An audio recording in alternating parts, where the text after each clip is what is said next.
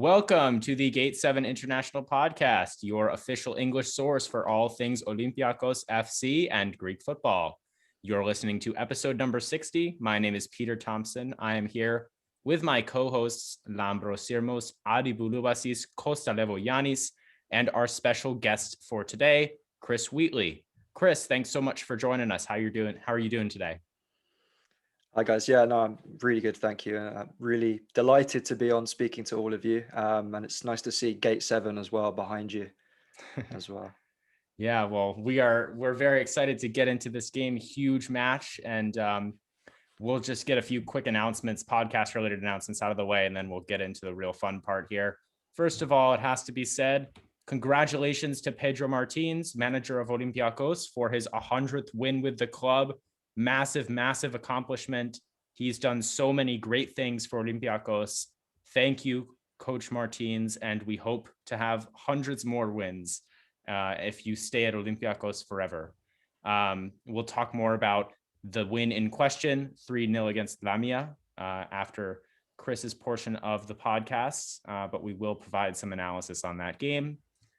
You may have noticed that the interview we had promised you with Karpetopoulos did not come out. Unfortunately, we had to reschedule. There was a bit of a conflict there, but we will be presenting that interview to you at some point. A reminder, that one will be our first Greek episode, so I will not be there, but we know a good amount of our listeners speak Greek, and that'll allow us to produce the best content with Karpetopoulos there, and obviously he's very big in Greek football, so we wanted to make sure we could get him on. That one's probably going to have to wait until after all this Arsenal business, so we'll have more info on that later, and we'll let you know as soon as we can. Make sure to follow us on all of our social media, Gate7INTL, 7 as in the number 7, on Twitter, Instagram, Facebook, and Reddit to keep an eye out for more information there. On Tuesday, March 9th, we are very excited to announce that we will be joined by Robbie Lyle from AFTV to preview the match against Arsenal. Robbie is obviously a big legend in the content creation world. He's created quite a popular channel in AFTV. They've got tons and tons of subscribers. And of course, he's also an incredibly passionate Arsenal fan. So we will be getting into the game with him. And we will also have a segment on the AFTV YouTube channel where you will get to hear some of us chat with Robbie about Olympiakos and let him know what he's up against.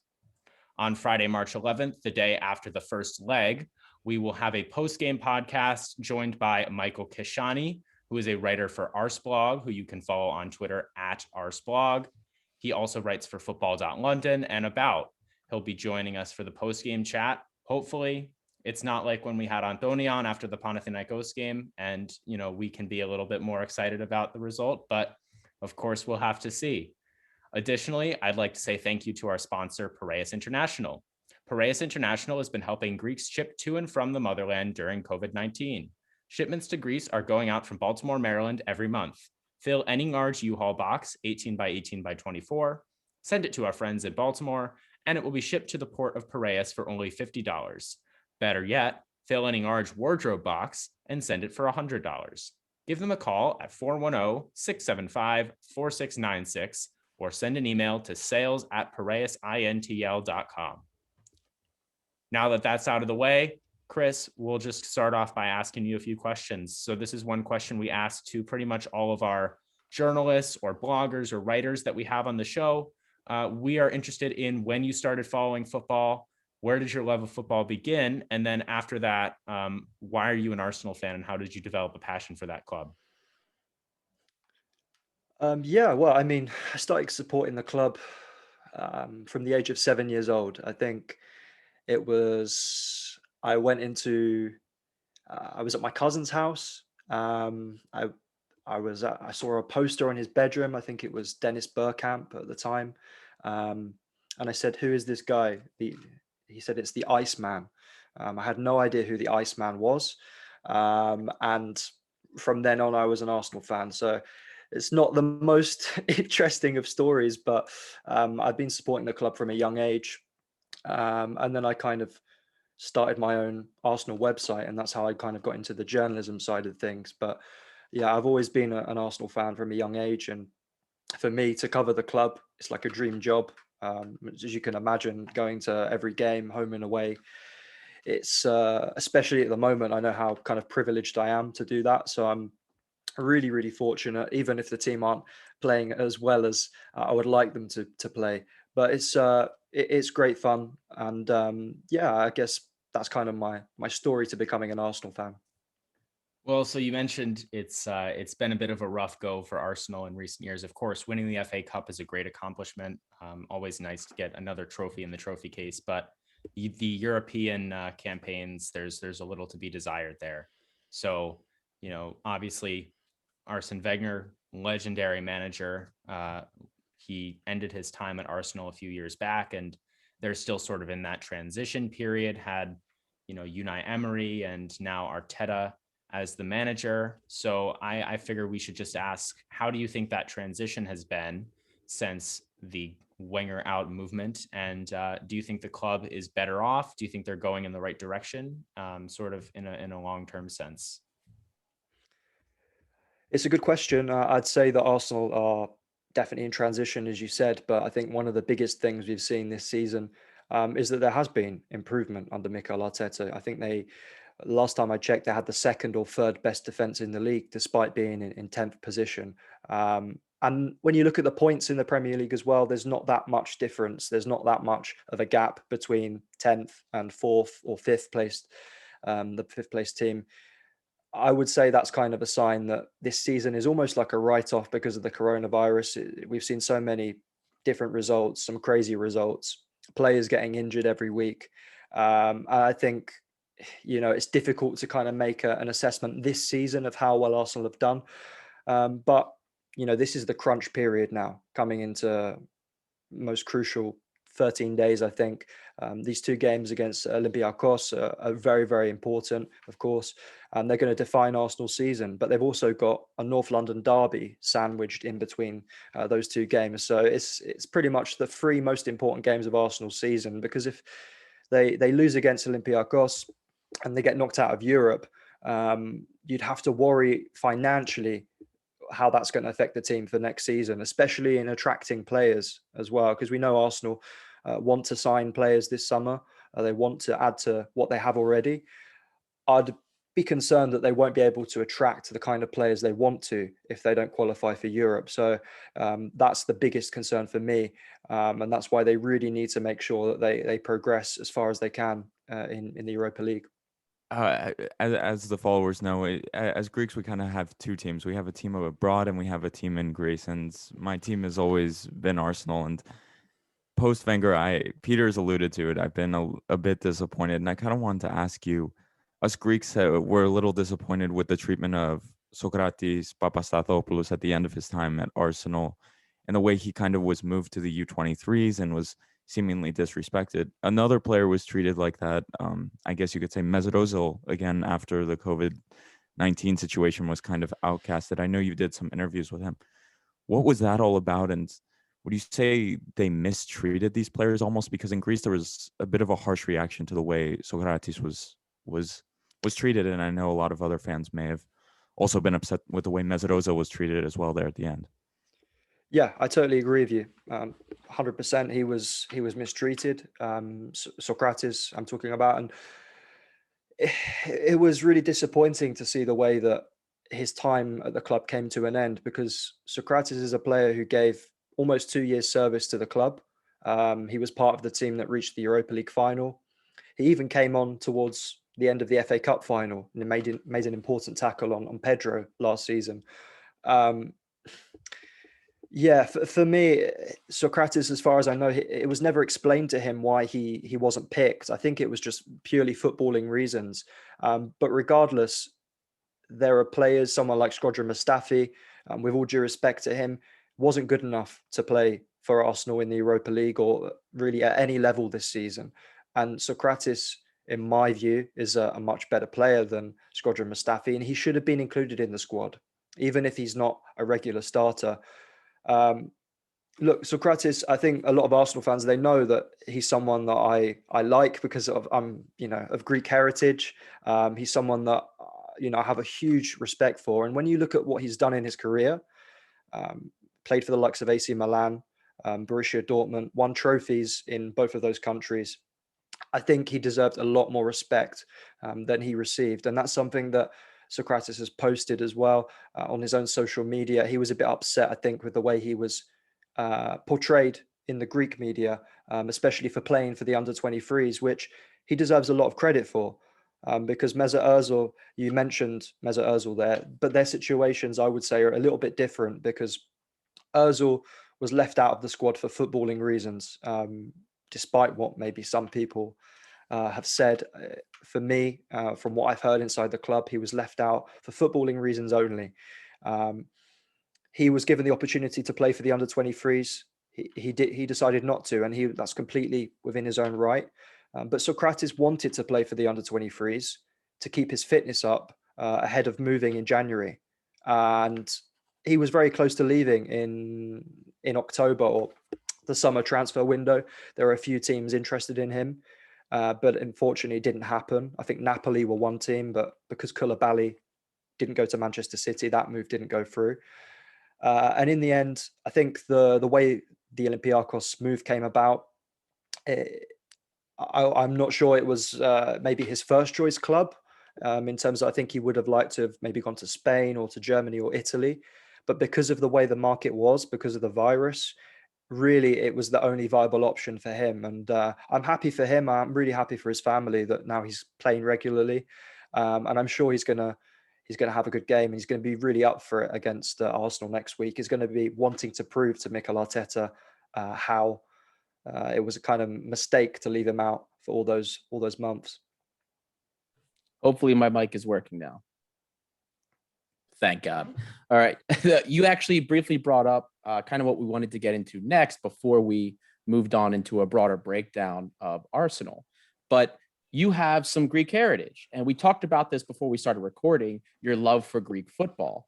Our listeners would love that somebody in England that covers English Premier League ball has a passion for Greek football. So tell us more about that. Lambro was actually the first one to kind of guess it for us when he saw that you were posting about Sokratis. Like, this guy has to have some connection to Greece. He's watching Greek football. Otherwise, how would he have seen that? So give our listeners a little bit of insight into your love of Greek football.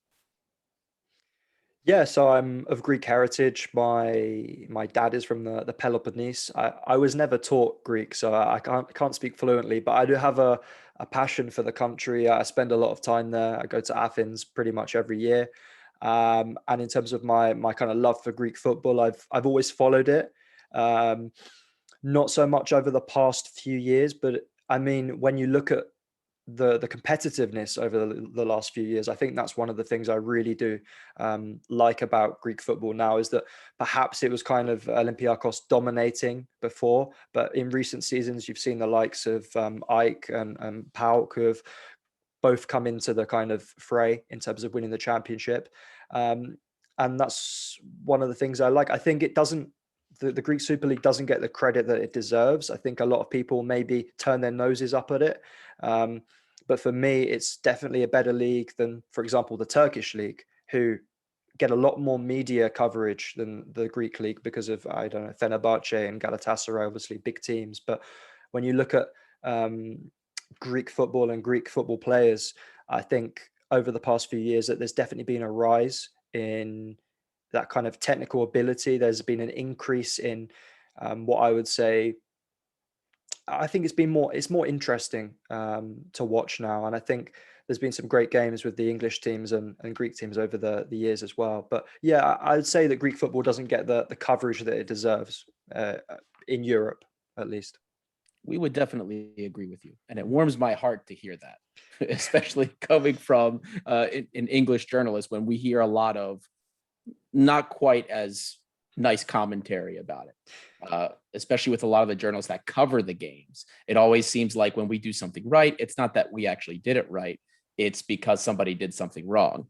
And I'm going to call someone out in particular who I have messaged on social media myself under the podcast account, and that's James Pierce, especially when it comes to Tsimikas. He almost seems like he has never anything good to say about Greeks or Greek players. But it's very refreshing for us to hear that. coming from somebody who covers the Premier League and sees some of the value that is in Greece. Look, thank you. Let me just cut in there because I would say like Simikas, he's not playing at Liverpool at the moment, but he's just come back from an injury. There's a reason he's at Liverpool. His performances in Europe for Olympiakos last season were outstanding. You know, he dominated the left-hand side against Arsenal and the other teams as well that they played in Europe. And I think there's a snobbery. There's maybe a snobbery, a bit of a ignorance towards Greek football. I'm not exactly sure why, but that's definitely what I've kind of found. I think people they choose to focus more on maybe corruption, which there has been corruption, but there's also been corruption in leagues across the world, not just Greek football. And like I say, I think Greek football has definitely been cleaned up over the last few years, and there's more competitiveness, and it's more exciting. And hopefully that kind of snobbery will eventually be taken away the more successful the Greek teams are in Europe. Something we hear a lot is Farmers League. When the Yeah, Brits refer to English, when the Brits refer to Greek football, Farmers League is what we hear a lot. Yeah, I mean, that's really, I think that's disrespectful, isn't it? You could say that about the Scottish League. You could say that about the Scottish League here as well in the UK. I mean, there's only two teams in Scotland, you know, in terms of competing for the league this season. Obviously, Rangers have won the league today, but I think it's disrespectful, and I think maybe in the UK especially, we have a kind of one-sided view. Or a lot of people have a one-sided view that the Premier League is the kind of the only league in the world, that everyone should kind of bow down to the Premier League. But I think, you know, real football fans will take an interest in Greek football, in European football, because, you know, a lot of good players come out of these leagues. We've seen a lot of top players come out of these leagues. And I think Simikas is definitely one of many examples. It's interesting that you mentioned that you see a rise in the technical ability of Greek footballers. And generally, I'd say over the last 10 to 15 years, we've been known as a nation that produces very, very good central defenders. I think it's to anybody that really, you know, knows the football world, I think it's a fact over the last 10, 15 years that all the big clubs have been looking to nab up young Greek talent playing in defense. Now we have players like Tsimikas coming through, or Zolis, the winger attacker at PAOK, who just signed with a big agency and is looking for a big move. Manchester United, apparently one of many clubs looking at him. So I know that's interesting to hear that from you. I just want to maybe make a segue into the upcoming game and quote something that our friend Stephen Kuduru wrote in a recent article previewing the Olympiakos Arsenal game. And correct me if I'm wrong, guys, pretty much his title was in his article that there are three certainties in life: death, taxes, and Olympiakos Arsenal in Europe. So are Arsenal fans fed up of seeing us whenever we draw each other? Yeah, I think the fans, when that draw came out, were were pretty irritated that it's Olympiakos again. For me, obviously, I was kind of excited. I didn't share my feelings on social media, but I was pretty excited to see that Olympiakos drawn out of the hat. It's such a shame that the fans aren't inside the stadium for this one, because last season the atmosphere, the Karaskakis, was amazing. I think it was a predictable draw, and I think there's not going to be that much between the two sides after last season's game. I think Olympiakos deserved to go through. I think they were tactically well drilled. They did really well, and it's going to be another tight game. But yeah, it's not a huge surprise to see these two teams meet again, and I'm looking forward to seeing how Arsenal get on against them. Well, let's get into the Gunners themselves, Chris. And, you know, some fans might, you know, it's the Premier League, so obviously it's very well followed. But, you know, for some folks who don't get to catch every game, We want to know like where the team are at right now. I mean, we talked about, things haven't been the same. Arsenal, obviously, historically a very big club. And, right now they're sitting in 10th in the Premier League. As you said, defensively, they've been pretty good. Fifth least goals conceded so far in the Premier League. They're 10th currently in goals or in goals scored, I should say, with Aubameyang and Lacazette producing a lot of those goals.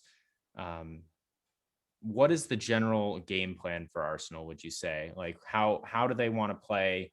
Is it just basically Aubameyang and hope for the best, or Saka has obviously been very good as well. So what do you see as the general formation and playing style of Arsenal this year? Well, Mikel Arteta has always said that he wants to play a 4-3-3. That's his kind of long-term vision. But he said that doesn't really have the players to do that at the moment.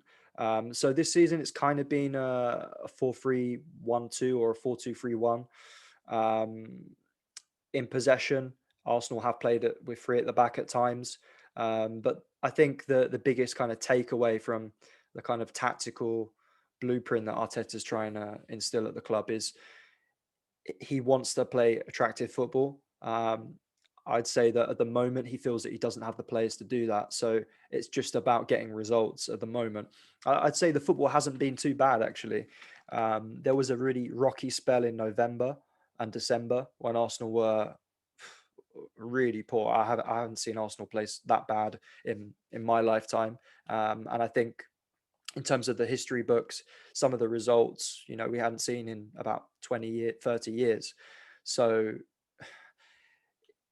Mikel Arteta managed to turn things around because for me, his job was kind of on the line, at least. Arsenal always said that they had full faith in him, that he was going to stay and all this kind of stuff. But I think if he carried on losing games, then his position would have been untenable. And it was the game against Chelsea on Boxing Day, which Arsenal were unbelievable in. They fielded Emil Smith-Rowe. It was his first start in the Premier League that season, and he was outstanding. And the biggest problem before that was the creativity. They couldn't create chances.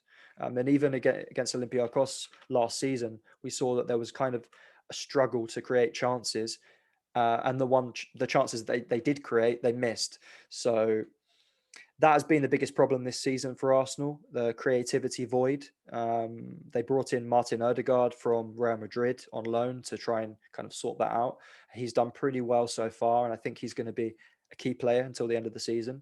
But yeah, I think the biggest positive for Arsenal, at least, is the youngsters. I think you guys, you probably all know about Bukayo Saka, is one of the best players, one of the best young players in Europe at the moment. Smith-Rowe has done fantastically well. Gabriel Martinelli hasn't played as much, but Arsenal have a lot of good young players. And like I said earlier, the gap between where Arsenal are and where the likes of Everton are is not that big. And I think that's one of the things maybe the fans need to take a look at, because there's still plenty of time left to go in the season. There's still time. Arsenal could qualify for Europe. Looking unlikely via the Premier League, but they still could. So it's been an indifferent season, but we know that this is a kind of process that Arteta is trying to build at the club, and he's already won a couple of trophies as well. So for me, Arsenal are on the right track, but like I said, this is a crucial period now coming up for the club. Tell us a little bit more about the wing play. How important is the wing play to the development of Arsenal's game, establishing width, even the overlapping wing backs? We see that Arsenal in the Premier League is top 5 when it comes to crosses. So it appears that part of the core game plan is to establish that width so that more things can happen centrally. Do you mind elaborating on some of that for the audience? Yeah, I'd say that the biggest kind of plus point from Arsenal season in terms of the wide players has been the likes of Kieran Tierney and Bukayo Saka and their understanding on the left-hand side. And that has been able to kind of create space for the midfielders. And it's also seen Pierre-Emerick Aubameyang get into form at times this season. I think that is the most important part of this Arsenal team, that left-hand side. And that could cause problems to Olympiakos, because I feel like when on form, that left-hand side is unstoppable, and it creates a lot of problems for opposition teams in the Premier League. But I would say, as much as the width is important, the partnership as well in central midfield with Thomas Partey and Granit Xhaka is very important. Partey in particular really is a really important part of the team. He didn't have the best of games against Burnley at the weekend, but when he's really playing well, he progresses the ball forward, and he can create chances from the heart of midfield. And his running is really, really important as well. But yeah, as you mentioned about the wide players, I'm not 100% sure who could start at right back next week. I think it could be Cedric Suarez, because of the way that his overlapping runs this season have really helped Arsenal kind of create chances and score goals.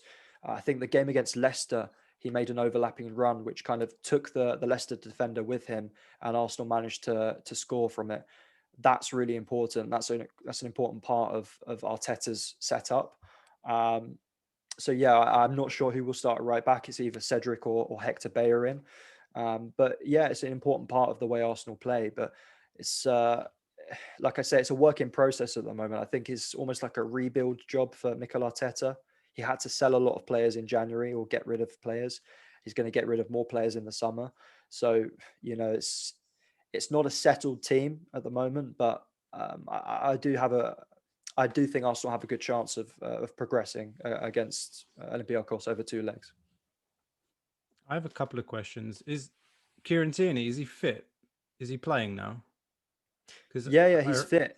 He's had injury problems this season, but I'd expect him to start both legs. Yeah. And he's been playing with Saka in front of him in general, and you've been playing with Aubameyang as the point man. Mostly, yeah. But we've seen Nicola Pepe come in as well, and he's actually a player who, again, he possibly could start, because I think he started the game against Olympiakos last season. He's a really good player. He's really tricky. He can create chances as well. He's been a bit inconsistent, I think, as well. But this season he's kind of stepped up at times, and he's going to be a really important part of that team. So yeah, I think Pepe, he can play on the right. He's played on the left as well.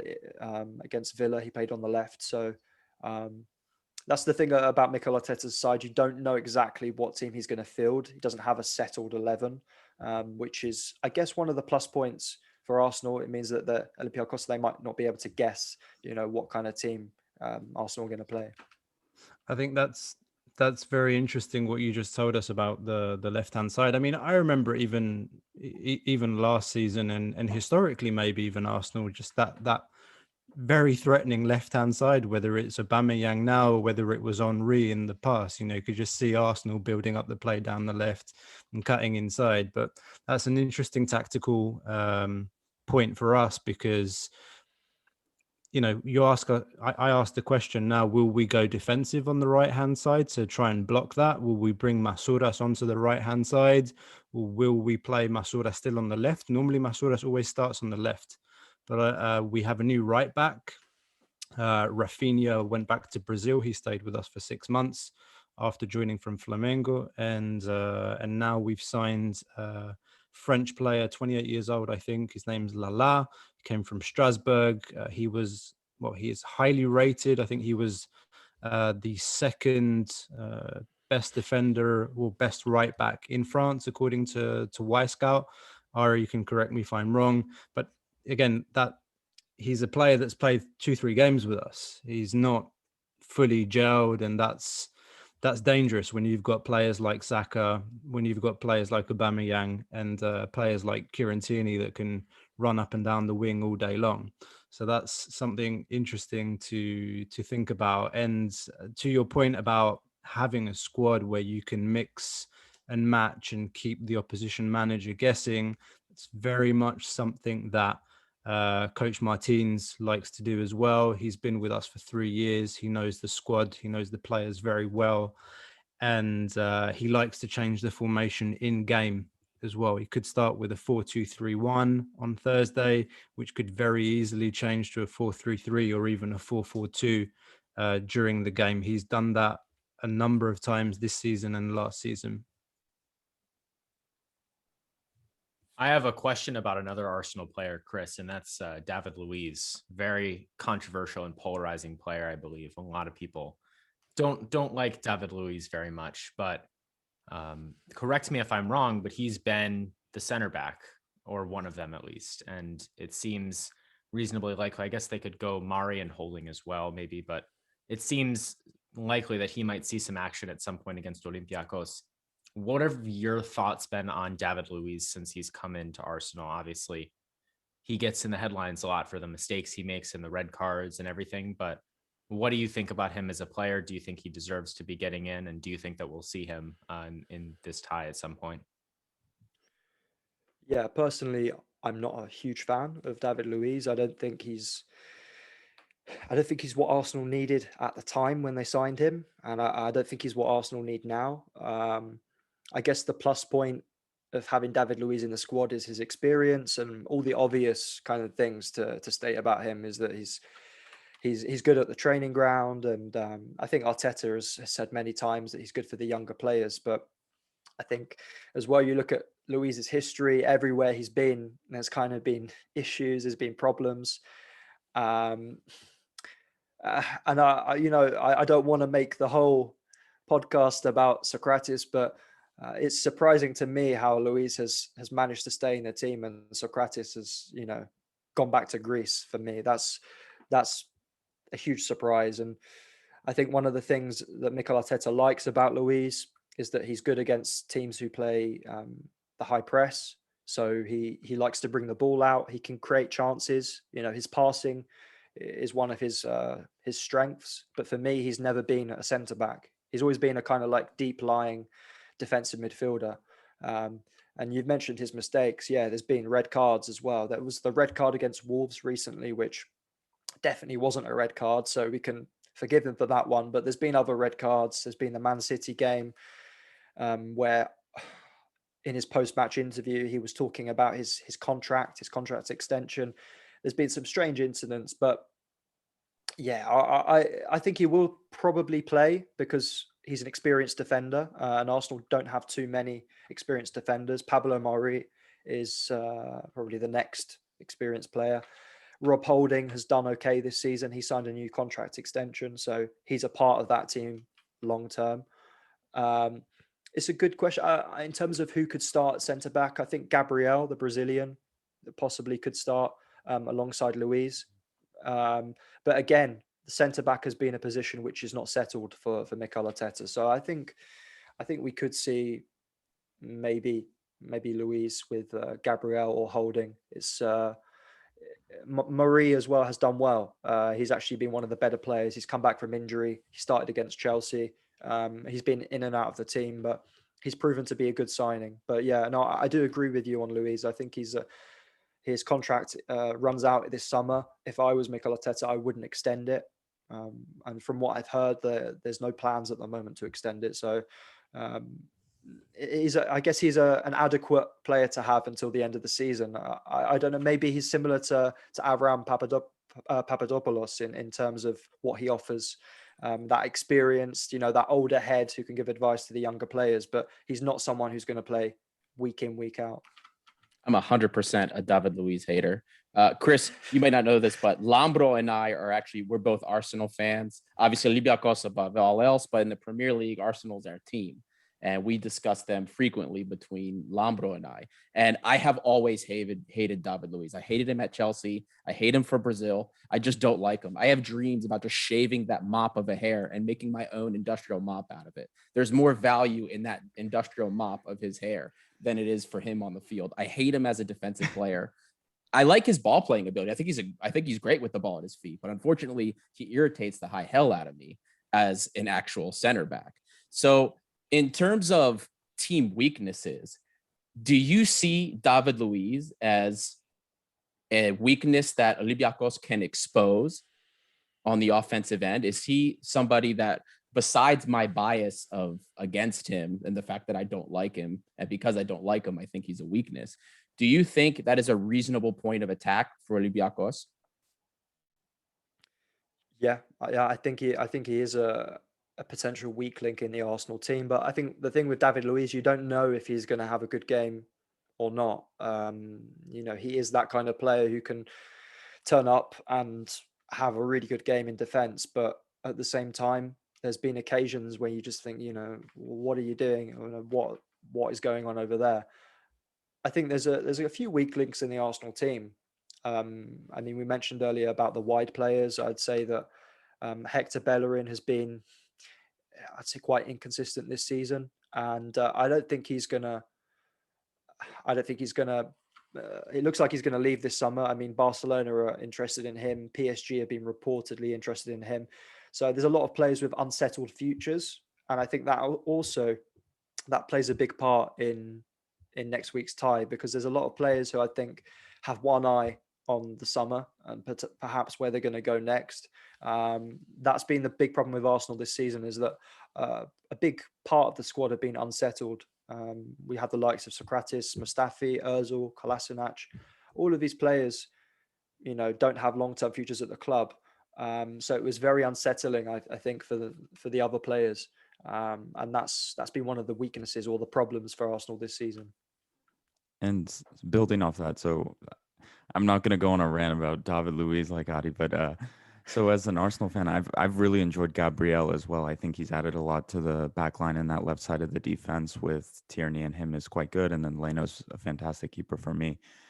The question for me is Partey fit? Because I know he's had some problems, and I think even in the North London Derby, the last one, he got injured and he pulled up slow. Is he ready to go? Because that really is the biggest factor to me, because last year when we played and it was a midfield, I think it was Ceballos and Xhaka, there just was no running in that midfield, and we took advantage of that so clearly. Xhaka was having a really poor game at the Emirates. I remember just misplaced ball.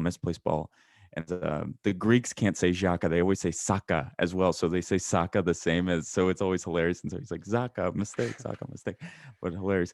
So that's the biggest thing to me.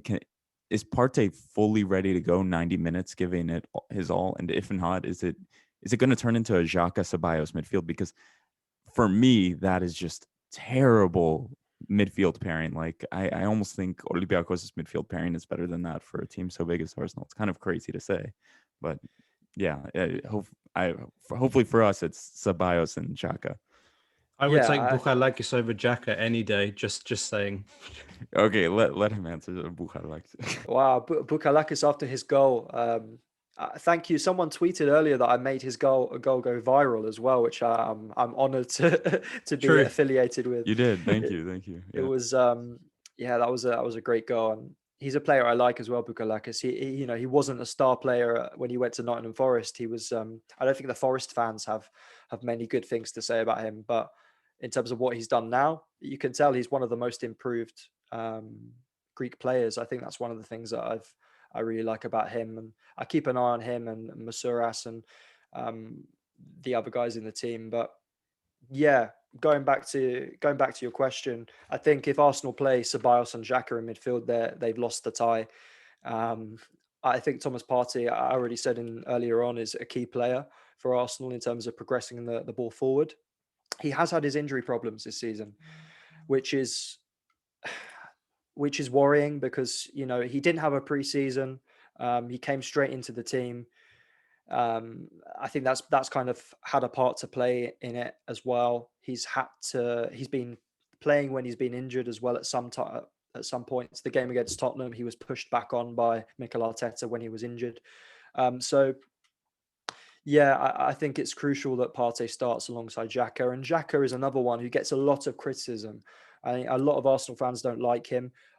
Personally, I think he's a player I admire for his character, his personality, because he's bounced back from so many difficulties at the club. There's been so many issues, so many problems, but every time he's bounced back, and I think for that, I think he deserves a bit of respect. But when Partey is playing well, Xhaka can play well as well. And Xhaka is a player who can pass between the lines. He can cause problems with his distribution. I know he wasn't good, as you said, in the ties last season, but he has actually been one of Arsenal's most improved players over the last few months. So I think that partnership between Xhaka and Partey is crucial for Arsenal to get anything out of the ties.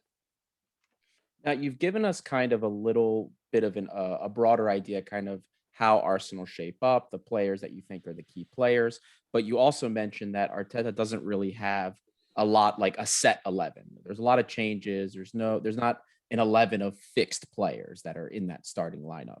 So how do you think Arteta, based on the Benfica, the result of the second leg against Benfica, the Burnley draw, the Leicester win, what do you think he could be lining up? How's he going to adjust for the first leg of this tie? I don't think there'll be too many changes from the game against Burnley at the weekend. I think Pierre-Emerick Aubameyang is obviously going to lead the line.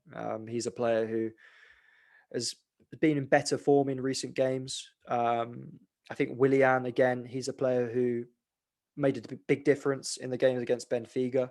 He came on, he assisted. And again, he's a player who's had a lot of criticism this season, but it looks like he's finally showing, some of his qualities at least, which, Arsenal fans really expected of him throughout the season. Yeah, I mean, I wouldn't expect too many changes at all from the team that played against Burnley. I think Callum Chambers came in at right back. He's a player who hasn't played at all really this season. It was his first Premier League start for over 2 years because he's had an injury. So yeah, I mean, I wouldn't expect many changes at all from Burnley. Yeah, and I'm just looking at the team now in terms of Arsenal's options, like off the bench as well. The likes of Martinelli, Lacazette, they do have good players to come off. Arsenal squad is, when fully fit, they have a lot of quality players to choose from. So I think that's one of the plus points now going into these games, is that Arsenal don't have any injuries. Emil Smith-Rowe was rested for the game in the weekend, so he'll be back. So I think that is the plus point, really, that Arsenal have no injury worries, fully fit squad to choose from. So that's good news for them. And a real quick question with the North London derby, I think you said Saturday or Sunday. Is there a chance he rotates even for that, or is in my opinion, the Europa League's everything for Arsenal, right? To get back into the Champions League. So I would assume he would put out the strongest 11 for Europa League, but is there a chance maybe he's looking ahead to that one and may keep a few players on the bench? No, I don't think he'll rest players with one eye on the derby, and I think he's going to play as strong a team as he can in each game against Olympiakos, against Tottenham. I think he's going to play as strong as he can. It'll just depend on the players who, kind of in the red zone, who need to be rotated because they're at risk of injury. We've seen that with Arteta all season, that he's never really rested players unless they've needed to be rested. And that's why there's been a few injuries this season as well. But that's one of the things I like about Arteta, that he does go full strength. I think the next few games are crucial. And that Tottenham game for the fans is very, very big. So I don't see any reason why he would rest players unless they need to be rested. So there'll probably be a few changes. But I would only expect maybe 2 or 3 for the game against Tottenham to be changed. Chris, you mentioned Rowe Smith earlier, and I have to say, I really haven't watched a lot of Arsenal this year, but I have heard his name popping up a lot recently. How would you describe him? Is he like an Aaron Ramsey on a good day? That's one question I want to ask you. The second one about the game, a lot of talk from Arsenal fans about wanting revenge going into this game because of what happened last season. Now, I think we've played each other 10 times in European competition since 2009. If I'm not mistaken, it's 5 wins for us and 5 wins for you. And the last couple of times it's been wins for Arsenal in Greece and wins for Olympiakos in London. How do you what's your take on all of this?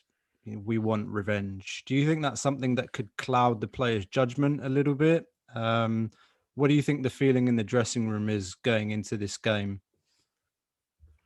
Yeah, for Smith Rowe, firstly, I think he's to describe him, I think you got it spot on, to be honest. For someone who doesn't watch much of Arsenal, it's a pretty accurate description. Aaron Ramsey, I guess he's kind of similar. He's more of he's more of a number 10, or he's been playing more of a number 10 than a box-to-box midfielder. I'd say he's maybe not a traditional number 10, but he comes deep to get the ball at times. He's actually a kind of player who, you know, works really, really hard. And that's one of the reasons why he managed to get himself into the Arsenal team, ahead of someone like Mesut Ozil, of course. You know, Mikel Arteta wants players who work really hard for the team.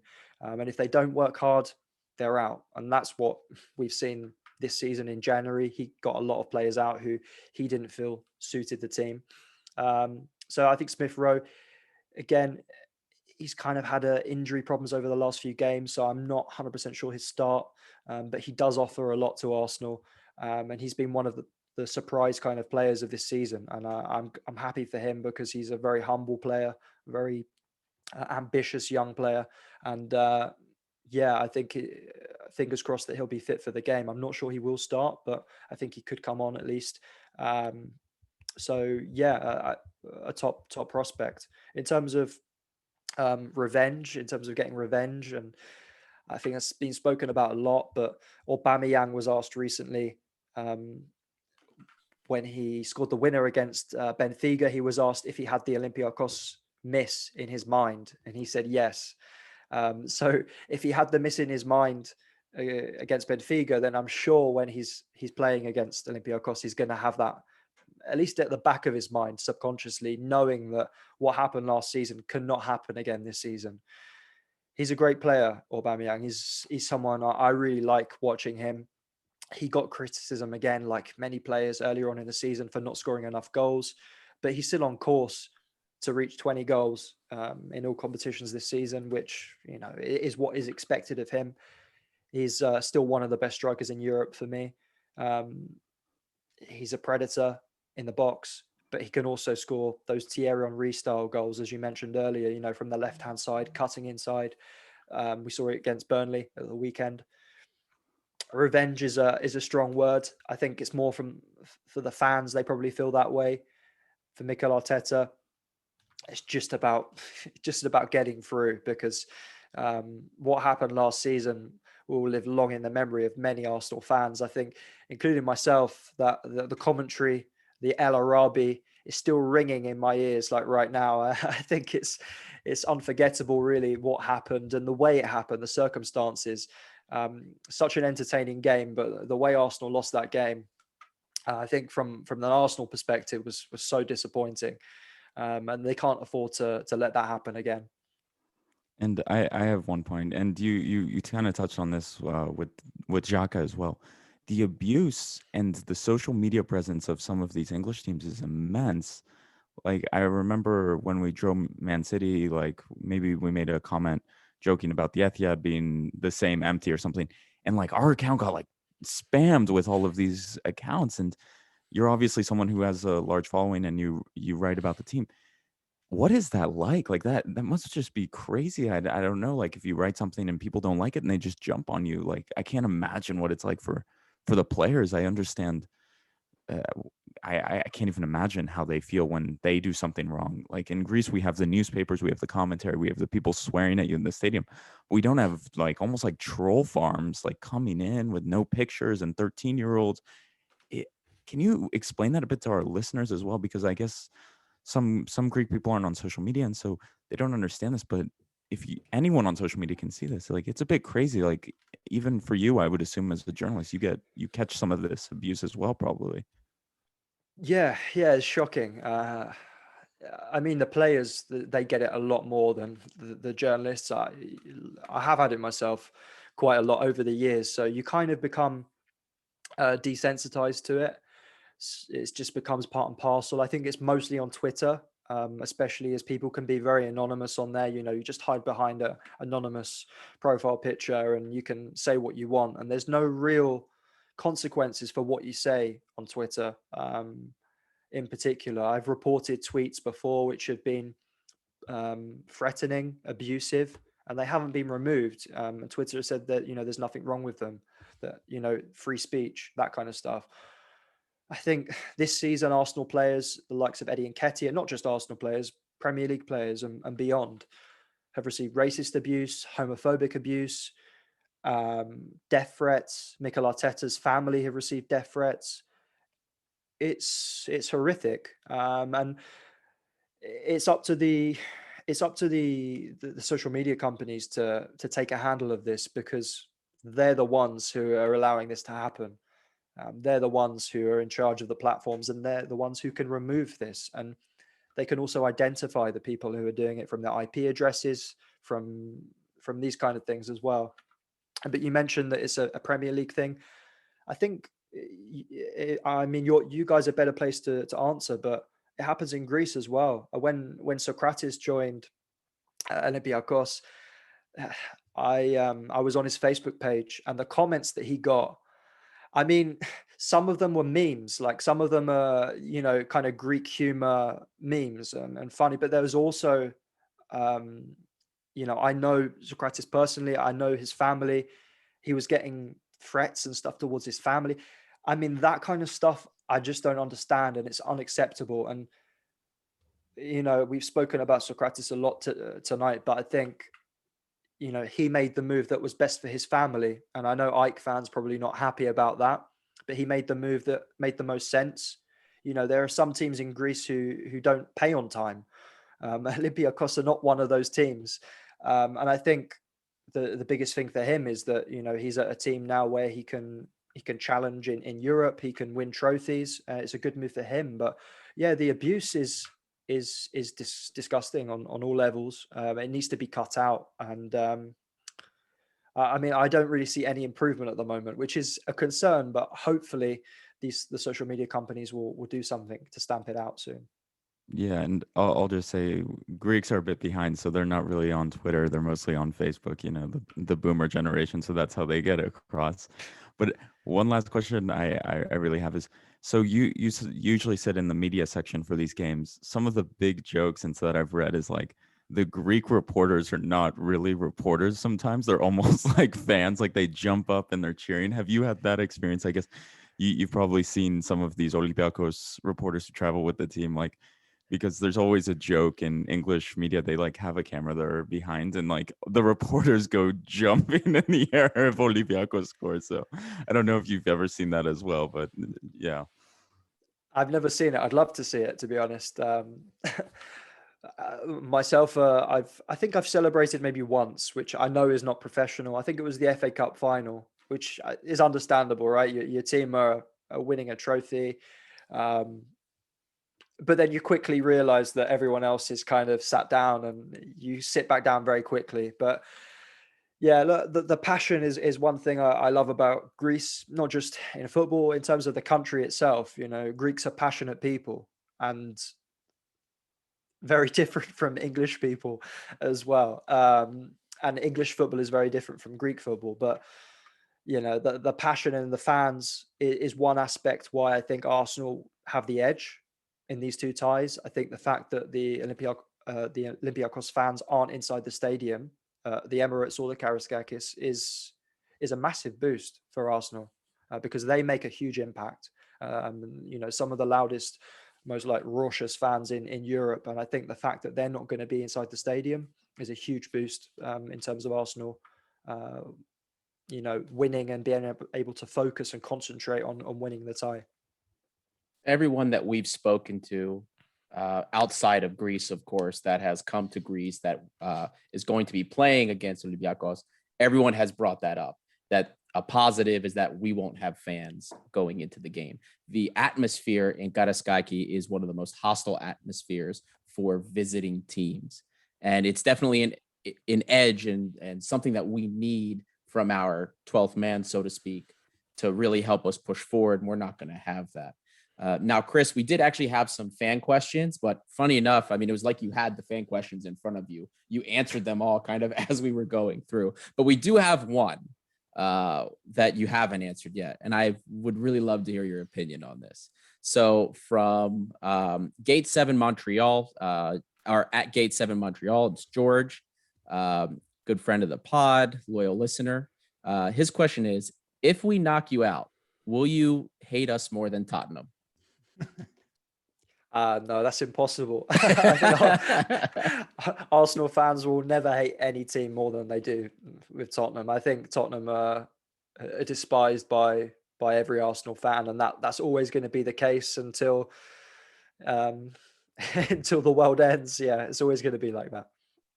Well, that's understandable, to be fair. And I also, Chris, I want to say, you mentioned celebrating in the FA Cup final and feeling a little bit guilty with the other reporters around. I think it was probably just because you had a bunch of Chelsea and Spurs fans in the room with you, and they might have been a little bit jealous. So, I think I can totally understand being very excited about that result. We have one last question for you, and it is a little bit on the spot, but we're going to ask for your prediction. Now, be honest, if we're not going to be offended if you think, Arsenal are going to pop us and knock us out, but whether it's just general, who do you think is going to go through in the tie, or whether you have a prediction about the scoreline of the games, we want to know what's your take for Arsenal versus Olympiakos. I will be offended if you say David Luiz is going to score. I don't think David Luiz is going to score. I'm going to put my head on the line and say that now. I don't think he's going to score. I'd say, like I already said earlier, but I think it's going to be a tight game. We know what to expect from both sides. I think Arsenal know Olympiakos as well as Olympiakos know Arsenal at the moment. Arsenal know the stadium really well. They played there a few weeks ago against Benfica. It's kind of crazy to think about it. I'm confident that Arsenal are going to go through purely for the reasons that I've already stated. I think the fans play a big part. The fact that Arsenal have a fully fit squad to choose from, that players are starting to come into form, like Willian, who we didn't expect to come into form. Smith Rowe is back. Partey is back. I just think all of these kind of factors put together give Arsenal a good chance of going through. So if I was going to predict a score prediction, I'd go for... I guess over aggregate, maybe a 4-2 or a 3-2 to Arsenal, of course. I don't want to make a prediction, but I mean, the last tie we had against PSV, they were both very exciting games. Lots of goals, free flowing. I kind of have the feeling it's going to be another 2 games that are going to be good to watch. For the neutral, we're probably going to have our hearts in mouth most of the time, as the last few fixtures Olympiacos Arsenal have proven in the past. So I'm looking forward to 4 exciting games, and I'm happy we're going into these ties as the underdog. I think with PSV there was almost an expectation from us to progress, but this time I think we're clearly underdog, and that suits us. And I think there are, for a lot of players in our squad, this is such a huge window opportunity for them to showcase their talents, whether it's players like Madi Camara or whether it's Oleg on the left. For everyone, this is really, it's the big time. It doesn't get bigger than this, and Arsenal's really one of those teams that's going to be challenging to win this competition. So it's a hugely massive game for both teams. Really looking forward to it. Do you have any questions for us? Yeah. I was actually just thinking, as you were speaking, I was thinking, you mentioned Oleg, did you say left back, right back? Left back. Yeah. Left back. He's a new signing, isn't he? I mean, what kind of threat do you think Olympiacos will pose this season to Arsenal compared to last season? Do you think that there's going to be anything different or something that Arsenal should kind of look out for? And I can tell Mikel Arteta. You're going to give the scouting report. Adi, don't say anything. Because Adi has the Y Scout ready to go. So put the Y Scout data away, Adi. Like, don't bring that out for this answer. I'm going to let Ari dig in a bit deeper, but what I will say is that it's a bit of a different team to last year. It's not the same team. I won't say it's this team's better or worse. It's different. It's a different team. Jan MV is a very important player for us. defensive midfielder that Arsenal was looking at, I think 10 years ago when Wenger was manager. Yeah. He's a very, very important player for us. Bouchalakis as well. Like, I mean, that midfield on its day plays in Premier League. Like, those players can play in the Premier League. Envia, Camara, even Bouchalakis, Fortounis. Fortounis is a player that can come off the bench and change the game. It's big question mark on whether he's actually going to start on Thursday. Normally, Valbuena's been starting in the big European games. So, you know, another thing maybe is that it's going to be hard for the Arsenal team to analyze us, I think, because you don't get a lot of footage of the Greek football. And I'll assume they'll be watching the tape of all the Champions League games that we played. Those tapes, they will tell you nothing about the team that we have now, because we made 2 signings over Christmas, 2 wing backs. And the wing backs that we had in the Champions League were Holebas on the left and Rafinha on the right. They just weren't giving us the width and the overlaps that we needed to play the kind of football that we played last year. And the 2 wing backs that we have now, they are giving that back to us.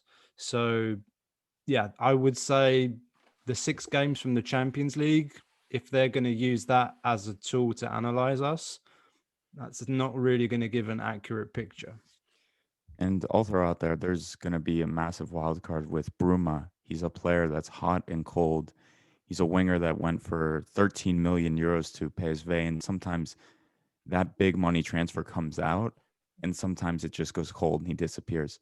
Maybe this is a game where he showed up in the PSV ties. I think we can say that. He showed up in the first leg, and then he disappeared, and then he came back, and then he disappeared. Very hot and cold. Let's just put it that way. It'll be interesting to see if he shows up, and I think he could be a real X factor for us, including the midfield. And one last point, we got to throw out our central defense. Ruben Semedo went down with the knee injury.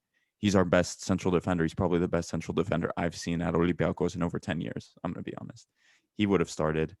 Usain Uba went off today injured, but Coach Martin said he's going to be okay. And if he wouldn't play, Jan Envia would have played at central defense. So we're very thin.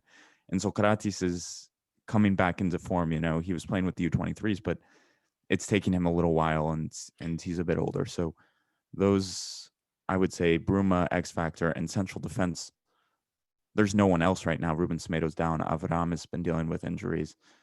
There's really no one else right now. So we need those guys to stay fit, and hopefully they're ready to go. And Sokratis he's not injured. I was watching the first half against Lamia today, and didn't he come off with a shoulder injury? Or He's he had carrying a bit of a shoulder injury from a couple of games ago. Yeah, he got nailed with an overhead kick against Aris, I think, in the cup, and had to come off. And honestly, I don't think he would have played if Semedo was fit, right? I think it would have been Semedo and Ba.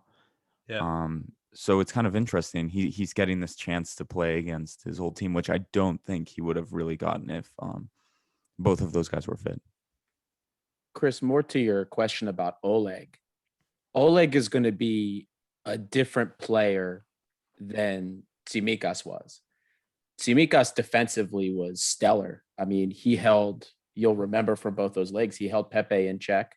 He did quite well when it was switched and he was up against Aubameyang at one point as well. He also did very well against Traore. There were 8 one-on-one dribble attempts, and he snuffed out Traore in 7 of them. A guy that was way bigger and faster than he was. Oleg's a little bit different. Going forward, Oleg has a slightly, I'll say, a more diverse skill set going forward so far from what we've seen. And he's got speed. Oleg is like lightning. I like to call him the Moldovan lightning because he can just torch down that left side. But this Olympiakos team has a different look. Our pressing intensity is way higher. If you look at PPDA, the PPDA is lower. So we have more defensive actions with less passes than we did last year, which is kind of weird to think about, but especially in the last couple of months, it's up there. So I know the press was kind of what threw some parts of the game, threw Arsenal off in some parts of the game in the last meeting we had. So the pressing intensity is even better this year. Now that things have kind of settled down, the players have gotten to know each other. The one kind of difference is, like Kostar brought up earlier, now instead of having Guilherme, who was a player that was very ferocious off the ball defensively, but also had a neat touch and could get forward, we have Jan Villa, who can sit back. And I mean, he's got a gorgeous long ball, incredible vision, something that we kind of doubted when he first came in. But now that he's settled with the team, I mean, he's probably the most important, if not one of the most important part pieces of the team. So the team is a little bit different. There's a lot of the same core pieces, obviously, same important core pieces, but there's a couple of different looks now. And the overlapping wing backs, which is so important to our team, is back. Now, one side hasn't really settled. They're still kind of new, but that part of the team now is kind of hitting full stride. That's really interesting to hear. I would say that one of the things that maybe from an Arsenal perspective I'm a bit concerned about is the fact that with the league pretty much wrapped up, I feel like Olympiakos can just go all guns blazing in this, whereas Arsenal, I think, still kind of had one eye on the Premier League as well and trying to get as high up as possible as they can in the table. So I think from that kind of perspective, a bit concerned. In terms of, you mentioned the analysis of the Champions League games, I think Arsenal can't really look at the Lamia game today, and I don't think that will help them much because it was pretty much an exhibition game. The game was over after like 35 minutes. But it's going to be really interesting. And I'm sure you guys as well, really looking forward to these games. It's always good fun when an English team comes up against a Greek team. And we've seen the likes of Asteras, Panathinaikos more a long time ago. But I can't wait for these games, and fingers crossed that it'll be similar entertainment to last year's. What's going to be really interesting for me is you have a team right now, Olympiakos, that is terrible at defending set pieces. We've conceded 10 of the 13 goals we've conceded since December 20th of last year have been set pieces, non-penalty set pieces, by the way. But then you have Arsenal, who statistically score the least offensively from set pieces. So it's going to be interesting to see how that works out, if set pieces will end up being the detriment of our team, or if Arsenal is going to be able to convert any of them from that respect. It's funny as well because Arsenal brought in a set piece coach in the summer. Excuse me, Andreas Jorgensen from Brentford. They brought him in as the kind of main set piece coach to work on like corner routines, free kick routines, and also defending set pieces, which is one area, that they have really improved on. But as you mentioned, offensively, from set pieces, they really struggle to do anything. So yeah, it will be interesting. Fingers crossed. Well, we are all very, very excited for this game, and hopefully Arsenal will figure out how to score on set pieces, and maybe if they don't do that, then we'll be okay to go through. But Chris, I think this will about wrap up our chat with you for today. I want to say thank you again so much for coming on. We had a great time, and we hope you enjoyed as much as we did talking about Greek football a little bit. And it was also very cool to learn your connection to Greece as well. I didn't know that before we started the interview, so that was very cool. Before we let you go, we do want to give you the opportunity, as we do with all our guests, to let the listeners know where they can follow you on social media, and also where they can keep up with any sort of content you're producing, whether it's writing or whatever you're getting into. So, before you head out, feel free to let people know where they can keep up with you. Yeah, no, I would just only say one thing is that hopefully you've got an interview with a player who is going to be involved in these games over the next week. So I'd say look out for that on football.london, which is the website that I cover Arsenal for. You can follow me on Chris Wheatley _ on all my social medias. And it's been great fun speaking to you guys. And hopefully we can speak again soon. It wouldn't happen to be Greek, the player you're interviewing. I'm not going to quite possibly. He may have played for both clubs as well. Oh, well, stay tuned, folks. Football.London. It's going to be the place where it all goes down. We're very excited to see who that might be. Anyway, it's not Mavropanos though, is it? Oh, I have to ask you, is it you it's a good loaned him question. out to Stuttgart? Yeah. What's yeah. happening? Dinos What's happening with him? Are you selling him? Like, what's the story with Mavropanos? Yeah, no, he spent last season on loan at Nuremberg in Bundesliga 2 and survived relegation on the final day, like a last minute goal. So it was an amazing experience for him. And now he's at Stuttgart under Sven Mislintat, the former Arsenal head of recruitment. He's doing really well out there. He had a few injury problems, his groin, and then he had an operation on his meniscus, his knee. He's back now, and he's doing so well. He's statistically one of the best defenders in the Bundesliga in terms of I think interceptions. yeah, He's very he's high top up, in interceptions. Yeah. Yep. and he's doing really well out there for a team who are very young. Stuttgart have some really good young players, but they're not they're not the top kind of 4 team in the Bundesliga, so they're doing really well. In terms of his future at Arsenal, from what I understand, he's going to come back for pre-season. Mikel Arteta will take a look at him and a decision will be made. But he's got a contract until 2023. So I think there's going to be a lot of teams interested in him this summer.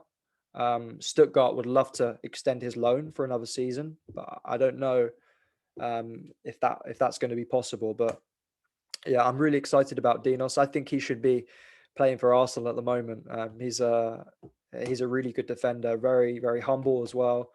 He's got all the ingredients to become a top class centre back for Arsenal or another big team in Europe. I think the system, correct me if I'm wrong, in Stuttgart really helps him shine and flourish and realize his full potential as a player as well. I think the move has been really good for him. Hopefully, in the interest of the Greek national team, we've had many discussions on social media. Hopefully he can stay healthy and we can see more of this and really figure out what he's going to be. Because as you say, if he can stay on the pitch, he's got top potential and it seems like a good mentality as well. There's also, I don't know if we're pushed for time, but I'm just thinking off the top of my head, Panos Retsos as well, who's had a lot of injury problems, but he's currently on loan at Saint Etienne. He's another centre back who I know a lot of people have high hopes for. I know he's been troubled with injury, but I think Greece have a lot of young top centre backs in their squad who really could play a big part in top European teams over the next few years. So I think that's good news for Greece and Greek football. And looking forward to seeing their progress and development over the next few years. Yeah, we'll have to see. They could all become very exciting.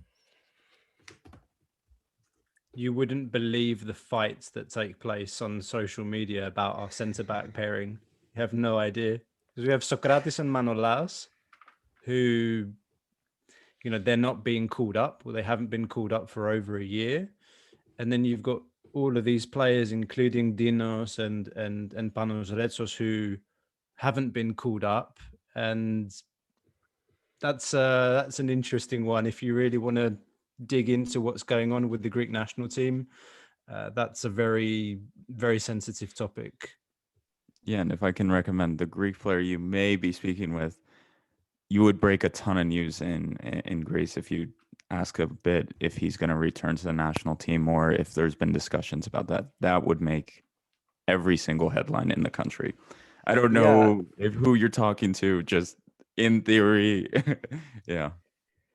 Yeah, and I think there's been some rumors, hasn't there, this week in Greece that he's holding discussions with the assistant manager or the manager, but I don't think nothing concrete though. So if it comes from him that he's even had a phone call, we don't even know that. So that would break news. So big story, I would say. I'll keep it in mind. Anyway, Chris, I think we'll let you go now. It's reasonably late in the UK, but thank you again for joining. And we look forward to continuing to chat with you about the game. And we'll keep an eye on that interview that you mentioned as well. It should be very interesting. But take care and stay safe. Thanks again, guys. And I really enjoyed it tonight. And good luck for the rest of the season, except the next 2 games. Same to you. Just not those 2 games. Yeah.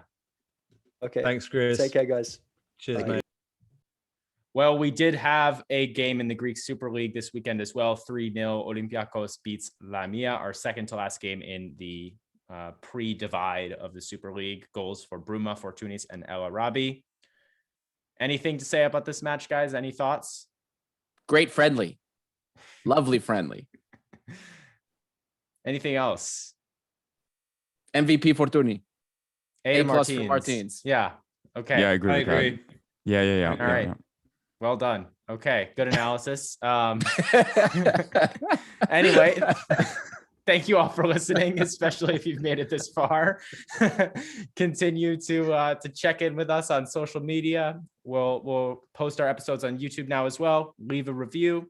As we've said, we'll read out the reviews, whether they're good or bad, and keep an eye out for some more exciting Arsenal-themed interviews with a huge tie coming up.